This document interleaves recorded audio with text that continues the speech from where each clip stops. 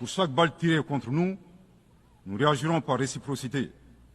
Pour chaque mot employé de travers, nous réagirons par réciprocité.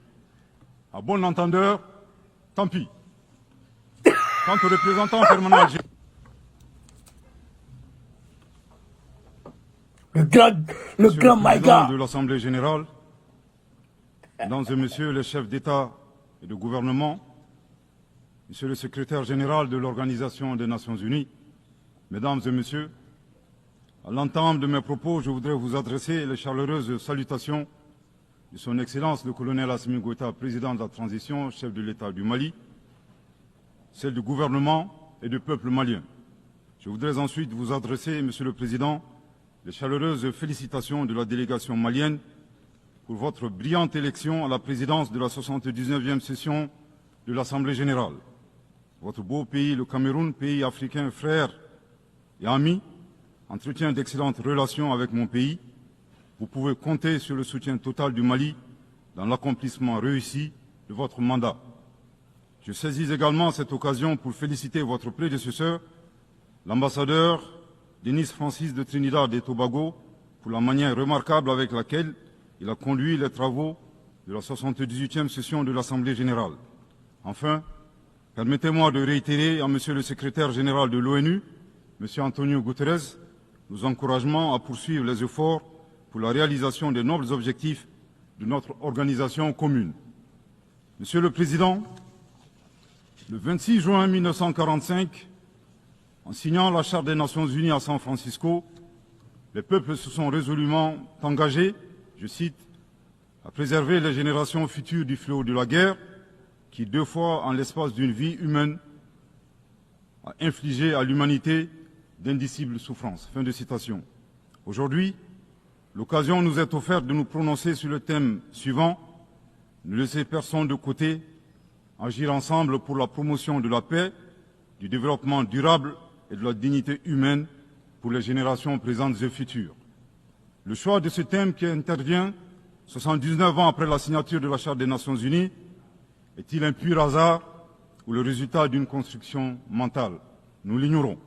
Cependant, force est de constater malheureusement que se pose encore avec forte acuité la problématique de la préservation des générations, non seulement celle du futur, mais également la nôtre. Est-ce pour autant un échec des Nations Unies? Incontestablement, une évaluation objective avec des recommandations réalistes de notre système collectif serait salvatrice pour notre devenir. Monsieur le Président, le Mali salue la pertinence de ce thème qui est d'une actualité brûlante, tant il est vrai que les tensions et les guerres en cours continuent, hélas, de menacer la paix et la sécurité internationale, le développement et les droits fondamentaux des populations. Cette remarque est celle d'un pays qui a connu depuis 2012 une crise multidimensionnelle complexe ayant entraîné la perte de plus de la moitié de son territoire et de nombreuses victimes innocentes, suite à une association à la fois incestueuse et opportuniste de groupes terroristes et de groupes armés. Monsieur le Président, le drame du Mali remonte à l'allégeance à Al-Qaïda du groupe salafiste pour la prédication et le combat, le GSPC algérien, le 11 septembre 2006, exacerbé par l'intervention militaire hasardeuse de l'OTAN en Libye en 2011. La déstabilisation de ce pays frère a aggravé les facteurs d'insécurité dans nos pays, à savoir le terrorisme, les trafics en tout genre, le blanchiment de capitaux, les conflits communautaires manipulés par les terroristes et leurs sponsors étatiques étrangers et les actions violentes d'individus isolés. Pour leur part, les autorités maliennes, après avoir fait le constat de l'échec des forces internationales présentes sur le territoire national depuis 2013, ont décidé de reprendre leur destin en main. Ainsi, depuis le 7 juin 2021, après la prestation du serment de son Excellence le colonel Assimi Goïta comme président de la transition chef de l'État, s'est ouvert un vaste chantier d'équipement et de réorganisation des forces de défense et de sécurité associé à un projet de refondation du Mali. Les Assises nationales de la refondation, lancées en décembre 2021, ont permis aux Maliens de procéder à un diagnostic exhaustif des causes de la crise, puis d'adopter 517 recommandations pertinentes. À ce sujet, après avoir vécu une insécurité imposée par l'état de nature, le constat concernant le Mali est effarant. Violenté, humilié, pillé et torpillé, abandonné en plein vol, poignardé dans le dos, les expressions ne sont pas limitatives pour décrire la souffrance subie par le peuple et les forces de défense et de sécurité maliens. Fort de cette expérience et réalisant que le péril malien ne résultait que de l'état de nature, Son Excellence le colonel Assimi Goïta, président de la transition, chef de l'État, s'est contraint d'élaborer une vision réaliste de la géopolitique en convoquant un proverbe populaire en langue bambara, ici traduit librement et contextualisé, je cite, « La succulence de la sauce des uns dépend du pillage des bovins des autres ». Fin de citation. Thomas Hobbes, décrivant l'état de nature de manière identique, affirmait, je cite, que l'homme est un loup pour l'homme. Grâce à ce proverbe qui fait référence à la gastronomie et à la cinégétique, le chef de l'État décrit la dure réalité impitoyable des relations internationales et surtout la place de l'Afrique, dont le pillage des matières premières a servi au développement des autres et non celui des Africains dans leur grande majorité. À cette vision s'ajoute une orientation du chef de l'État qui appelle les Maliens, dans le cadre de la refondation, à redevenir eux-mêmes. En effet, le chef de l'État a procédé le 23 avril 2024 au lancement du programme national d'éducation aux valeurs, qui vise un retour aux sources sans lesquelles il serait difficile d'envisager un avenir radieux pour notre pays dans sa quête légitime de souveraineté. L'invitation à redevenir nous-mêmes nous serait faire l'économie de la question de savoir qui nous sommes. La réponse immédiate à cette interrogation est donnée par la devise du Mali, un peuple, une grande famille, nation cosmopolite, un but, magnifier la diversité dans l'unité, unis pour bâtir le bien commun, et enfin une foi, la foi à ce que Dieu a donné comme ressource pour la réalisation de la prospérité.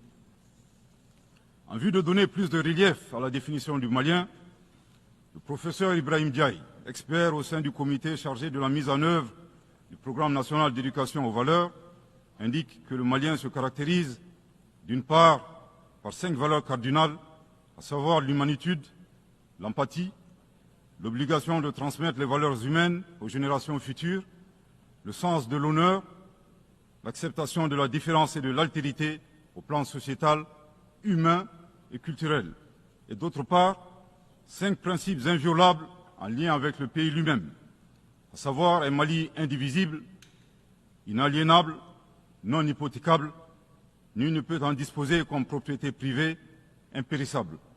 Monsieur le Président, en privilégiant d'être eux-mêmes, les Maliens créent une troisième voie, ne pas devenir des prédateurs, des barbares sans foi ni loi, à la recherche des bovins d'autrui, ne pas devenir les éternelles victimes impuissantes face à la prédation. La voie médiane promue par le Mali consiste à réaliser notre développement en empruntant un chemin plus vertueux. Veiller au respect de notre souveraineté tout en respectant celle des autres. Refuser l'hétéronomie tout en refusant de nous ingérer dans les affaires intérieures des autres. Être ouvert à tous les partenariats sur une base gagnant-gagnant. Aussi, il est important de relever que ces principes et valeurs caractérisent, mutatis mutandis, les peuples frères du Burkina Faso et de la République du Niger. Concernant le processus de transition politique au Mali, il convient de rappeler que, à l'issue des assises nationales de la refondation, le peuple malien a fait le choix de mener des réformes politiques avant d'organiser les élections, en vue d'ancrer profondément une gouvernance vertueuse. La mise en œuvre des recommandations des assises a permis d'engranger des résultats tangibles, notamment la mise en place de l'autorité indépendante de gestion des élections, l'adoption de la nouvelle constitution le 22 juillet 2023, suite à un référendum bien organisé, le parachèvement de la réorganisation territoriale et administrative, le renforcement de la lutte contre la corruption et la transparence de l'action publique, la relecture du code minier, plus équitable et favorisant le contenu local. Monsieur le Président, soucieux de pérenniser l'unité nationale, fondement de tout développement, le chef de l'État a annoncé le 31 décembre 2023 la tenue du dialogue intermalien pour la paix et la réconciliation afin, dit-il, d'éliminer les racines des conflits communautaires et intercommunautaires dans le but ultime de réconcilier les communautés. Respectant une approche participative et inclusive, le dialogue intermalien qui s'est déroulé en 3 phases, communale, régionale et nationale, a permis aux Maliens de l'intérieur et de la diaspora d'échanger en toute transparence en vue de trouver des solutions endogènes de prévention, de gestion et de règlement des conflits. À la différence de l'accord pour la paix et la réconciliation issu du processus d'Alger, dont certains groupes signataires ont ouvertement basculé dans le terrorisme et qui était devenu un prétexte pour certains États de s'ingérer dans les affaires intérieures du Mali. Le dialogue intermalien a permis aux Maliens de laver leur linge sale en famille sans aucune interférence extérieure. Après la fin de l'accord d'Alger le 25 janvier 2024, aujourd'hui, le dialogue intermalien et ses recommandations officiellement remises au chef de l'État le 13 mai 2024 demeurent le seul cadre de règlement des conflits internes. Nous réitérons un appel à tous les Maliens à s'inscrire dans cette dynamique de réconciliation, une étape indispensable au retour à l'ordre constitutionnel apaisé et sécurisé grâce à l'organisation d'élections présidentielles. Sur le plan de la lutte contre l'insécurité, depuis que les forces de défense et de sécurité maliennes ont lancé des actions offensives de manière autonome, de nombreux succès ont été remportés sur le terrain de la lutte contre le terrorisme. Toutes les régions ont été reprises des mains des groupes terroristes, notamment la région de Kidal, le 14 novembre 2023, à la suite d'une opération militaire mémorable. Aujourd'hui, les groupes terroristes ont été sérieusement affaiblis. Les forces de défense et de sécurité sont déployées sur l'ensemble du territoire national. En outre, les actions offensives de nos forces se poursuivent pour démanteler les réseaux terroristes résiduels. Le gouvernement du Mali reste conscient que la réponse uniquement sécuritaire a ses limites. C'est la raison pour laquelle, en appui à l'action militaire, le gouvernement du Mali s'est doté d'une stratégie globale et intégrée ayant pour objectif la restauration de l'autorité de l'État sur l'ensemble du territoire national. Elle comprend des mesures politiques, administratives, de développement économique et social, y compris le dialogue avec les groupes armés et la fourniture des services sociaux de base à nos braves populations. En dépit de ces résultats fort appréciables, ces groupes criminels gardent encore une certaine capacité de nuisance dans leur tentative désespérée de porter atteinte à notre intégrité territoriale et de terroriser nos populations. Avec, et je me dois de le déplorer du haut de cette tribune, le soutien de sponsors étatiques étrangers. Les sponsors étatiques étrangers. Après des années de dénonciation de ces acteurs étatiques qui soutiennent le terrorisme international, les autorités ukrainiennes ont violé ouvertement et de manière inédite la Charte des Nations Unies, ainsi que les conventions et résolutions pertinentes des Nations Unies relatives à la prévention et à la lutte contre le terrorisme.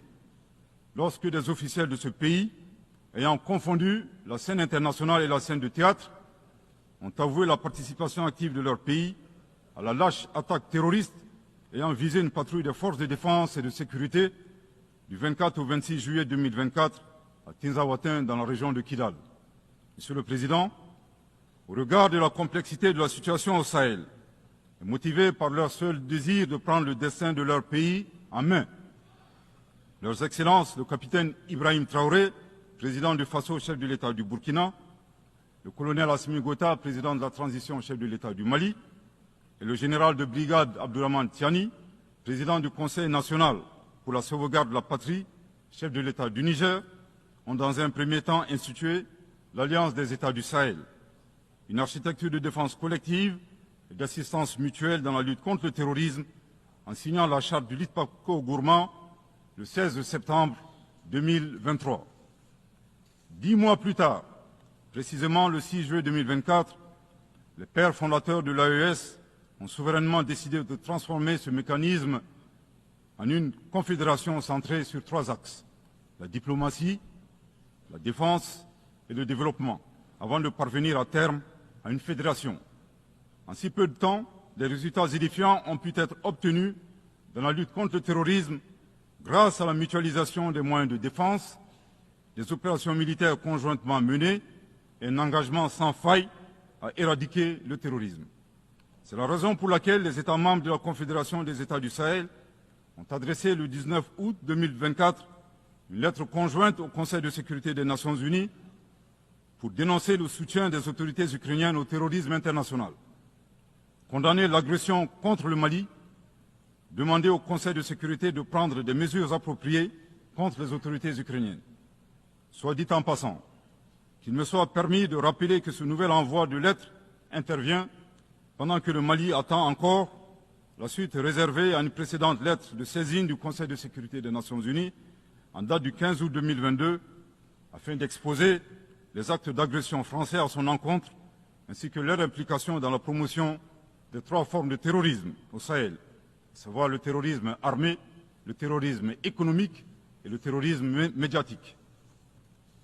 Couvrant une superficie de 2 758 000 km², avec 71 millions d'habitants, majoritairement jeunes, un potentiel économique exceptionnel, un sous-sol riche de la quasi-totalité des éléments du tableau de Mendeleïev, la particularité de la Confédération des États du Sahel réside dans l'état d'esprit des chefs d'État, des peuples et des forces de défense et de sécurité de la Confédération, forts de leur dignité et de leur honneur.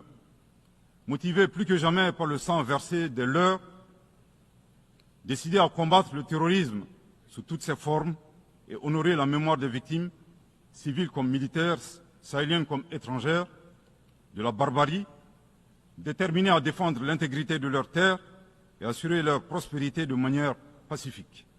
Comme le stipule le préambule de la charte du Liptako-Gourmand, qui fait référence à plusieurs organisations internationales, notamment la CEDEAO et les valeurs universelles. Au Seigneur de la guerre et du chaos, avec l'aide de Dieu, nous triompherons encore et toujours de vos œuvres funestes et diaboliques. Curieusement, depuis la création de l'AES, nous avons été surpris par l'hostilité farouche avec laquelle elle a été accueillie, en particulier par certains responsables de la CEDEAO, aux ordres d'entités impérialistes et néocoloniales. Le reste de l'histoire est connu. Amadou Hampâté-Bâ disait, je cite, « À trop vouloir jeter une grenouille qui vous dégoûte, elle finit par tomber dans une bonne mare. » Fin de citation. La Confédération des États du Sahel est ouverte à tous les investisseurs, à condition que le partenariat profite aux populations sahéliennes et à la condition de respecter la souveraineté des États. Monsieur le Président, c'est l'occasion pour moi de saluer les relations de coopération exemplaires et fructueuses entre le Mali et la Russie, la Chine, la Turquie, l'Iran et bien d'autres alliés sincères. Le Mali reste ouvert à tous les partenaires qui souhaitent l'aider à relever ces multiples défis. À cet égard, je réaffirme que le gouvernement du Mali reste disposé à poursuivre et à renforcer sa coopération avec l'ONU, notamment à travers les agences, fonds et programmes avec lesquels nous entretenons d'excellentes relations de coopération. Nous saisissons également cette opportunité pour saluer et reconnaître la sagesse de son Excellence, Monsieur le Président Abdelmadjid Tebboune, Président de la République algérienne démocratique et populaire. Le 29 août 2024, lors d'une tournée dans le sud algérien, vous déclariez que la Libye, le Niger et le Mali sont des nations fraternelles que vous soutiendriez et non desserviriez. Le peuple malien n'a pas été surpris par ces propos, qui indiquent éloquemment votre panafricanisme, à l'instar de vos célèbres prédécesseurs, dont feu le président Abdelaziz Bouteflika, affectueusement appelé Abdelkader Mali. Suite à son établissement à Gao et l'engagement des autorités maliennes à travers les actions suivantes. Offrir le territoire malien comme base arrière aux Moudjahidines, ouvrant ainsi un front sud.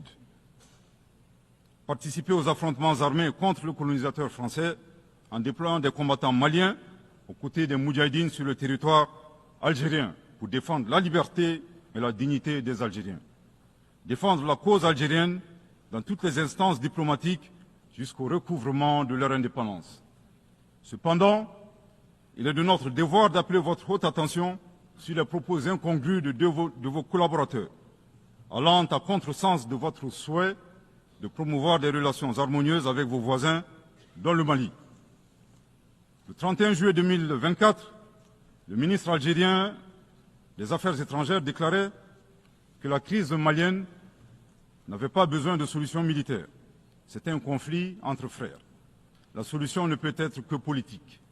Au sujet de l'accord d'Alger, il a affirmé qu'il avait été bénéfique pour le Mali et avait préservé la souveraineté et l'intégrité territoriale du Mali. S'en départir par conséquent aura un impact négatif sur tous les acquis. En outre, le 26 août 2024, votre représentant permanent auprès des Nations Unies a déclaré, je cite, « Ce matin, j'ai appris par les médias qu'un drone a effectué une frappe dans le nord du Mali, tuant une vingtaine de civils. Ceux qui appuient sur la manette de ce drone n'ont de compte à rendre à personne sur ces frappes. » Fin de citation. De l'analyse des propos du premier, nous constatons une grave ingérence dans les affaires intérieures du Mali. En effet, la nature de la solution déployée par les autorités maliennes ne concerne que les Maliens. Depuis la fin de l'accord d'Alger, le 25 janvier 2024, les Maliens n'expriment qu'un seul vœu le concernant, que son âme repose en paix. Monsieur le ministre des Affaires étrangères, l'accord est bien et belle mort. Vos incantations ne serviront pas à le ressusciter. Vous me donnez l'occasion, d'une part, de vous réitérer que nul ne peut aimer le Mali plus que les Maliens, et d'autre part, de vous rappeler que le Mali et son peuple ne seront pas des spectateurs face aux assauts et l'adversité. Pour chaque balle tirée contre nous, nous réagirons par réciprocité. Pour chaque mot employé de travers, nous réagirons par réciprocité. À bon entendeur, tant pis. Quant aux représentants permanents algériens, en plus d'offrir le gîte et le couvert, certainement avec de succulents plats de tchèque-tchouka et de chorba, à des terroristes et des renégats en débandade, son rôle d'estafette désorienté ne contribue guère à la promotion des relations de bon voisinage. De ces propos, il ressort des accusations graves et infondées. D'une part, la qualification de la nature civile des victimes à partir des médias est aventureuse et diffamatoire. Et d'autre part, en affirmant que les opérateurs de drones n'ont de compte à rendre à personne, il alimente une campagne de désinformation contre le Mali, tout en soutenant l'idée que les voyantes forces de défense et de sécurité maliennes seraient incapables de piloter des drones. Il me plaît ici de rappeler que la montée en puissance des FAMA n'est pas une vue de l'esprit, mais une réalité tangible qui a permis de reprendre le contrôle de l'ensemble du territoire national. Concernant l'usage des drones, les opérateurs sont bien des Maliens qui agissent avec professionnalisme, à l'instar du reste des forces de défense et de sécurité maliennes, et traitent les cibles terroristes suivant des procédures conformes aux normes internationales. À titre de rappel, il y a quelques années, les acteurs de l'instrumentalisation des droits de l'homme, déterminés à ternir la performance antiterroriste de l'armée nationale algérienne, ont mis en exergue la question subversive du qui tue qui. Aujourd'hui, nous sommes troublés que le représentant permanent algérien ait rejoint la tendance manipulatrice des droits de l'homme pour s'attaquer à l'armée malienne. Le Mali exige de ces deux énergumènes diplomatiques qui cessent d'entrer dans l'histoire à reculons. Manifestement, ils ignorent tout à la fois de l'histoire entre les peuples frères du Mali et de l'Algérie et la contribution exceptionnelle du Mali à la guerre de libération algérienne, et certainement de la géographie, car ils considèrent à tort le Mali comme une wilaya, c'est-à-dire une province algérienne. Je répète, le Mali exige de ces deux énergumènes diplomatiques qui cessent d'entrer dans l'histoire à reculons. Manifestement, ils ignorent tout à la fois de l'histoire entre les peuples frères du Mali et de l'Algérie et la contribution exceptionnelle du Mali à la guerre de libération algérienne et certainement de la géographie, car ils considèrent à tort le Mali comme une wilaya, c'est-à-dire une province algérienne. Je répète pour une dernière fois, le Mali exige de ces deux énergumènes diplomatiques qui cessent d'entrer dans l'histoire à reculons. Manifestement, ils ignorent tout à la fois de l'histoire entre les peuples frères du Mali et de l'Algérie et la contribution exceptionnelle du Mali à la guerre de libération algérienne et certainement de la géographie, car ils considèrent à tort le Mali comme une wilaya, c'est-à-dire une province algérienne.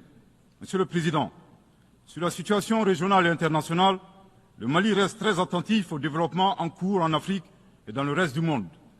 Ainsi sommes-nous préoccupés par le niveau de violence au Moyen-Orient, notamment dans les territoires palestiniens occupés.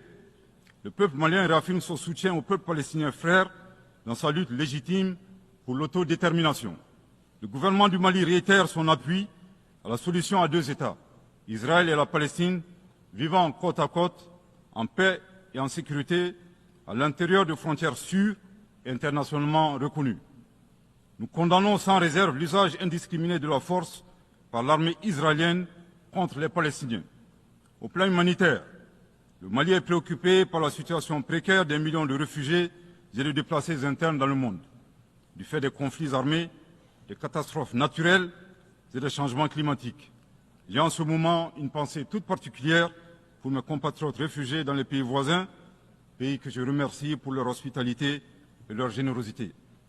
Je voudrais les assurer que le gouvernement malien ne ménagera aucun effort pour continuer à les assister et pour créer les conditions leur permettant de rentrer dignement et en toute sécurité dans leur localité d'origine.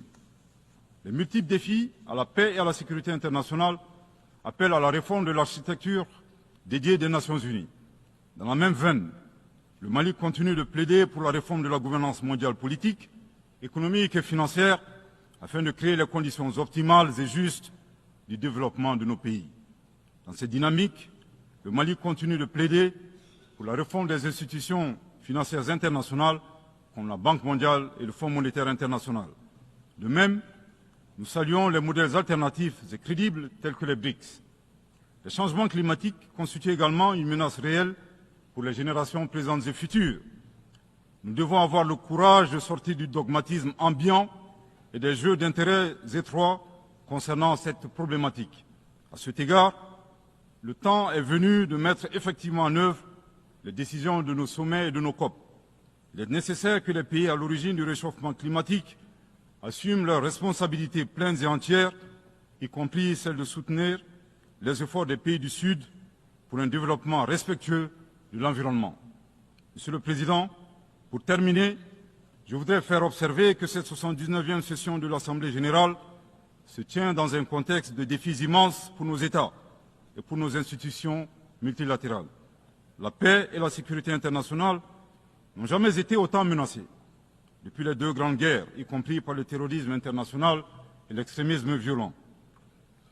Dans un tel contexte, il sera difficile d'atteindre les objectifs de développement durable à l'horizon 2030 en termes d'éducation, de santé, d'accès à l'eau potable, d'énergie et de justice.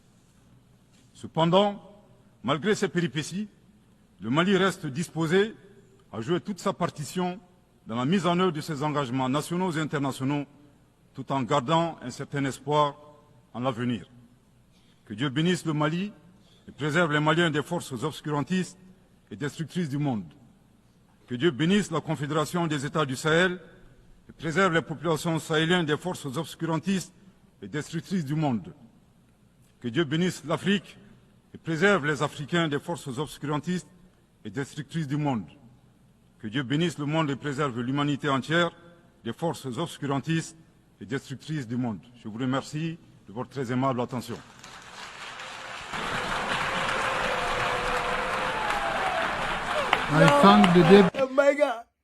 My God, c'est 10.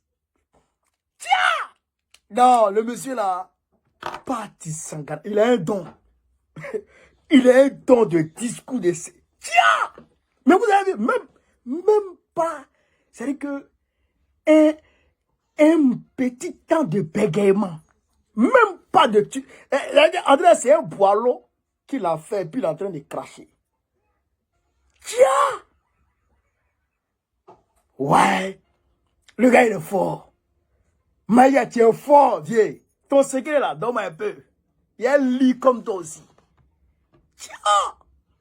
Il fait mon discours comme toi aussi. Le monsieur il est fort. Il est limpide, il est clair. Même pas de bégaiement. Frère, il dit depuis le JLPC algérien a rendu allégeance à Al-Qaïda, la destruction de la Libye, le Mali s'est plus retrouvé. Là, il est en train de dire aux Algériens, j'arrive sur vous.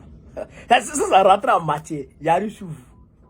Mais quelque part là, Dieu est responsable de ce qui arrive au Mali et la sous-région. Frère, et il attaque le discours. Et il arrive sur Zelensky. Il dit que Zelensky confond la scène internationale et la scène de théâtre. Ils pensent que c'est de la plaisanterie. Et ils disent qu'ils ont porté plainte contre l'Algérie, les Zelensky. Et cette plainte a rejoint une plainte qui avait déjà été déposée en 2022 contre la France. Et il allume le terrorisme international. Frère, et il bascule maintenant sur Tebboune. Il dit Tebboune, diplomatiquement, il dit non, Tebboune lui-même, il n'y a pas de souci parce que Tebboune n'a pas fait Tebboune a fait une déclaration, oui, de panafricanisme et tout, hein, qui rejoint comment il s'appelle, Bouteflika, donc qui était aussi un panafricaniste. Diplomatiquement, il couvre un peu. Maintenant, il attaque les deux personnages, les deux énergumènes. Il est deux énergumènes. Les deux énergumènes algériens qui ont bavardé là, il les met à leur place. Pour leur dire que le Mali n'est pas un territoire algérien. Le Mali n'est pas une province de l'Algérie. Ils n'ont qu'à se calmer. Nul ne peut aimer le Mali que les Maliens. Frère, et puis il parle des forces obscurantistes. Que Dieu sauve l'Afrique, que Dieu sauve le Mali, que Dieu sauve l'AES, que Dieu sauve l'Afrique et que Dieu sauve l'humanité des forces obscurantistes et les criminels du monde. Ouais, le discours est parfait. Non, job, my gars, tu es un 10. Il faut prendre un jus de bissap là-bas. Quand on va se croiser au Mali, il y a ça pour toi. Prends une bouteille de bissap, bois ça. Bois une bouteille de bissap, prends du tchèp. Prends un mouton. Quand il arrive au Mali, je paye pour toi. Prends un mouton, voilà, prends un mouton. Allez, Domou, ça va gagner ta Domou. Et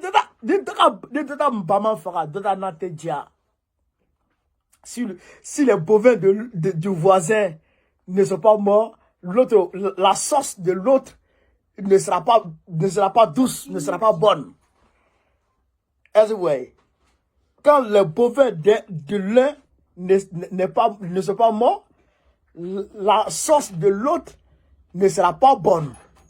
Pour dire que les gens profitent du chaos du Mali pour se renflouer les poches. Les gens profitent du chaos de l'AES pour se renflouer les poches. C'est ce qu'il veut dire. C'est en bambara. Et on le dit chez nous-mêmes, en langue en koyaka. Ni dota baba fera, dota nantedia. Ni dota baba fera, dota nantedia. C'est ça que ça veut dire. Non, franchement, c'est un discours parfait. Un discours excellent. Rien à dire. Rien à dire. Camarade peu d'Afrique, partagez-la partout à travers le monde entier avant que les gens ne viennent supprimer ça là des réseaux sociaux. Vive l'Afrique libre. Vive le panafricanisme. Vive tous les présidents panafricains. Babo président de Côte d'Ivoire 2005. Inch'Allah. Bravo à toi, my gars. On est ensemble les gars. Merci.